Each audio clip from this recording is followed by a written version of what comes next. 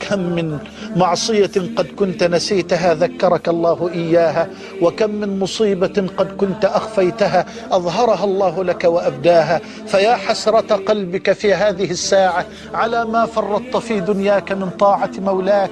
يقول لك ربك جل وعلا: أتعرف ذنب كذا؟ وفي رواية: لقد عملت كذا وكذا يوم كذا وكذا، يعني عملت الذنب الفلاني في اليوم الفلاني والمعصية الفلانية في اليوم الفلاني، في كتاب لا يضل ربي ولا ينسى، الكل مسطر علينا ومسجل علينا، لا يضيع شيء ولا يغيب عن الله شيء جل جلاله.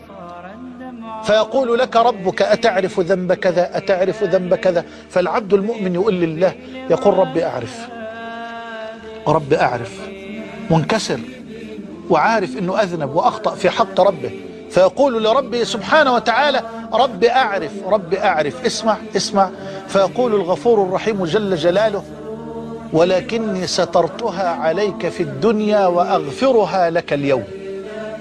الله، يا الله، ولكني سترتها عليك في الدنيا. هو معقول يسترني في الدنيا ويفضحني في الآخرة؟ والله أبدا، والله ما سترك في الدنيا إلا ليتم ستره عليك في الآخرة. إني سترتها عليك في الدنيا، تو في الآخرة، وأغفرها لك اليوم.